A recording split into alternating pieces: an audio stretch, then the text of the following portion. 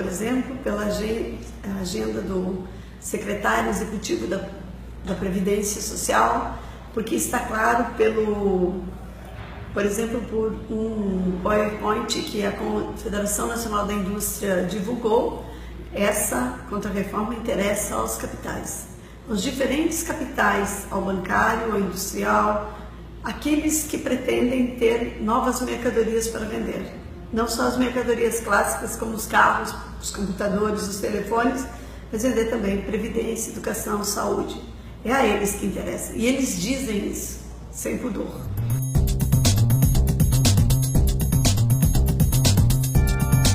Não, e vários pensadores e pesquisadores e professores já demonstramos isso diversas vezes e em vários diferentes estudos.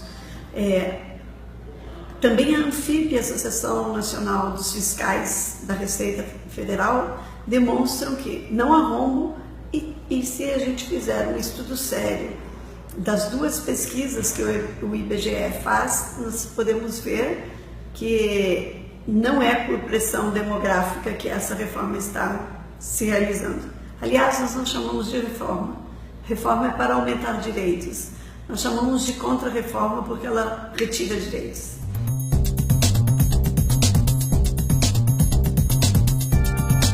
Uma tragédia. Seria uma tragédia, como essa proposta é uma proposta que se diz austera, se diz um plano de austeridade, e nós preferimos classificar como um austericídio, vai fazer cair em muito pouco tempo a expectativa de vida de homens e mulheres velhos e que agora, graças ao benefício de prestação continuada, chamado BPC, graças a ter sido estabelecido que a Previdência, o mínimo que se paga na Previdência é de um salário mínimo, isso mudou a realidade e a expectativa de vida de pessoas com 60 ou mais anos nesse mar de desigualdade que é o nosso país. Não tenho dúvida, será uma tragédia. Em 2 décadas, aquilo que foi revertido a partir de 1996 pelo benefício de prestação continuada, por exemplo, que foi implementado em 1996, então nós temos 21 anos, daqui 21 anos, se isso for implementado, nós teremos uma regressão na expectativa de vida. As pessoas passarão a morrer novamente aos 50 anos, como morriam até há pouco tempo.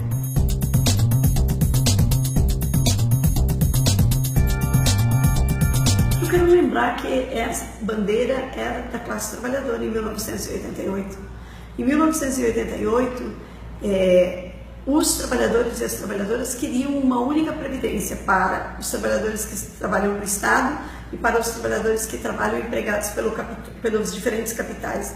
Capital industrial, capital bancário, capital agrário, que são os que estão no regime geral, chamado INSS. Regime próprio, somos nós os servidores públicos, chamados servidores públicos, e nós temos como regimes próprios no Brasil hoje cerca de 2082 regimes próprios. São alguns municípios, quase metade dos municípios, todos os estados, o Distrito Federal e a União. Só que governos, executivo federal, executivos estaduais e executivos municipais não quiseram, porque queriam naquela época cada um controlar o fundo de aposentadoria que as contribuições dos trabalhadores e trabalhadoras proveriam ao longo dos anos e formam uma massa enorme de dinheiro, de riqueza socialmente condensada, e então quiseram que cada estado, que cada município, que a União tivesse os seus regimes separados. Essa bandeira era nossa lá. Hoje eles querem fazer isso para poder implementar a pior regra existente em cada um dos regimes. Por exemplo, se nós já temos servidores públicos, idade que tem de ser combinada com tempo de contribuição, e no regime geral a idade é menor e o tempo de contribuição também é menor, eles querem unificar para fazer a regra pior para todos. E no regime geral é pior o valor, porque é de 5.530. Nós, servidores públicos, contribuímos com 11% sobre o bruto, sobre a totalidade dos nossos ganhos brutos e não o líquido. Então, eles querem impor, e já estão, desde Lula já impuseram para os novos servidores, desde Dilma já impuseram para os novos servidores, o teto máximo do regime geral. Então, essa unificação hoje é inaceitável para nós que lá atrás queríamos, por essa razão.